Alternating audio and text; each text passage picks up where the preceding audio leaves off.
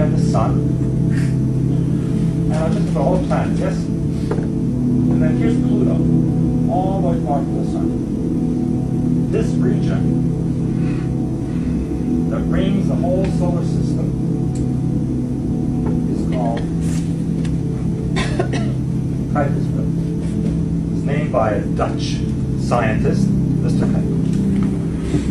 Now, about 2007 or so, NASA, and this was on CNN, BBC, AOL, all the big news services, they said in the Kuiper's belt they were picking up objects, big ones, little ones, all these big objects.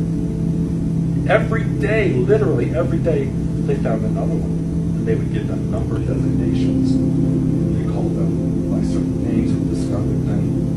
And it started to look kind of strange. Because, planets rotate around the sun, like this, yes? But some of them were going that way. And some of them were going that way. It's like, well, if they're attracted by the sun's gravitational field, how could they move in these different directions? It didn't make sense. Some were going faster than others. Some were going faster than the inner orbits of the inner planets. It didn't make any sense.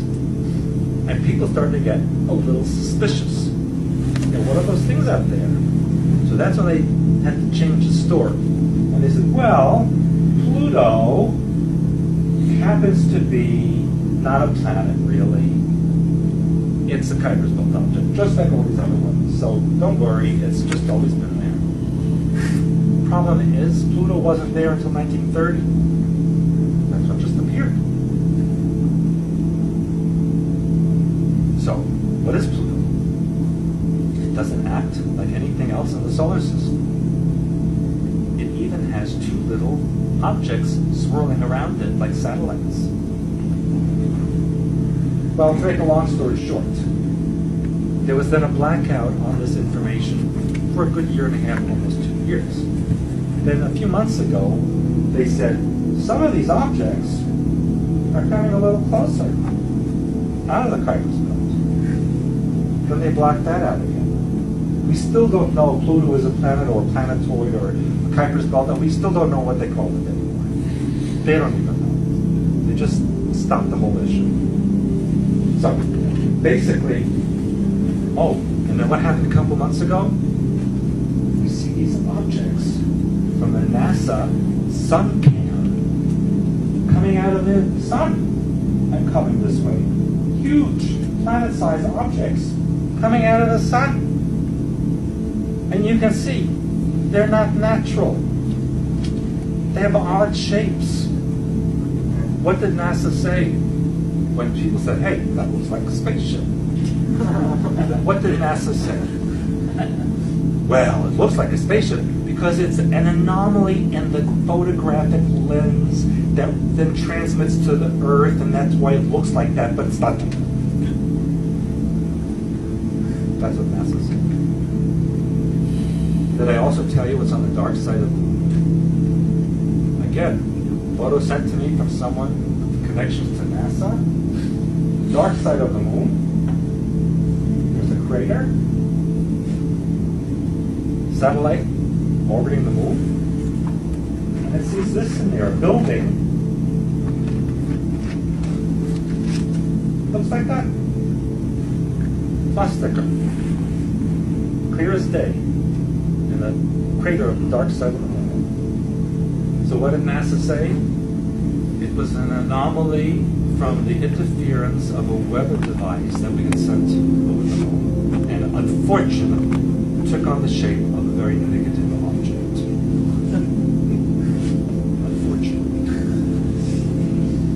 Unfortunately, looks like this. It's just an anomaly. Why am I telling you this? Because that's why I went to Antarctica. Antarctica is where the fourth Reich is. In 1944 and 1945, 1945, ships from the north of Germany and submarines went to South America and then to Antarctica and never returned. Documents after the war showed the Germans were meticulous in their documentation. Every hair on every head was documented.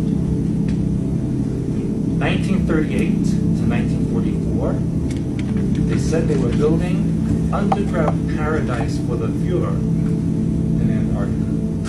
And they were using materials from South America and South Africa. This is documented in German history. In 44 and 45, blonde-haired, blue-eyed people from Poland, Ukraine, Russia, Germany, from Scandinavia, boarded trains to Bremerhaven, took submarines and ships to Antarctica, never came back. 1946, the British, the Canadian, and the Americans sent a fleet to Antarctica for war. Now, it's 46, the war's over. They never explained why. For 9-10 months, they sent war vessels to Antarctica. When we were in Antarctica, we saw plaques, whatever, signs, that said the bases were established to monitor the enemy. Remember that? Yeah. What enemy?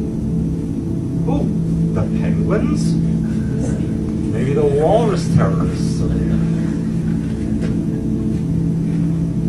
What enemy were they monitoring? It's right there, black and white on the base.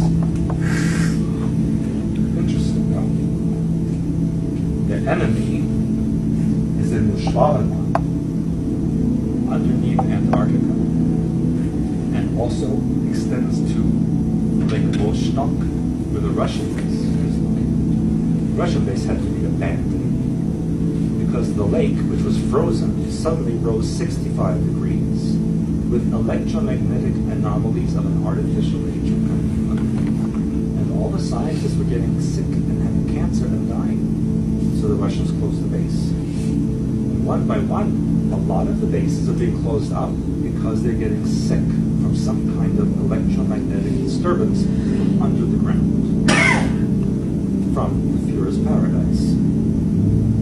It's believed that they had a vehicle which they called Frillcraft, which was found on the island of Peenemünde in the north coast of Germany, which was their version of Area 51. These crafts could fly into space. That's what created the moon base and the swastika. These people are in league with the Kuiper belt. For what purpose? Only they know. But I am sure it's not a good purpose. That's why we bombed the moon. Did you ever wonder why we bombed the moon? Did you ever wonder anything? Is there anything going on?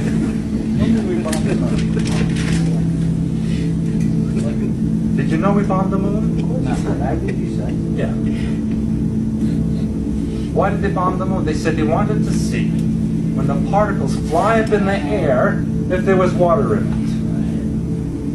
Well, landed on the moon supposedly.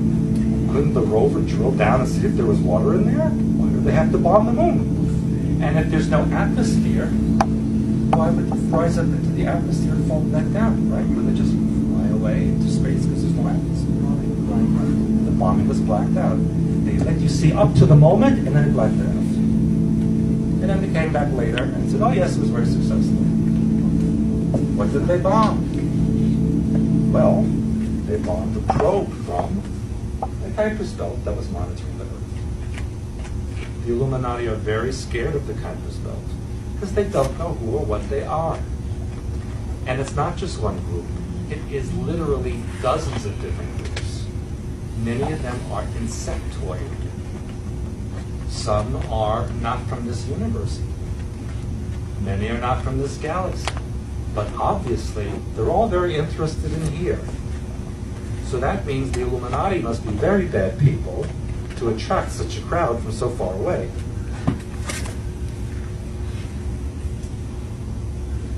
But, as I mentioned, it doesn't mean they love you either. You know, I told you about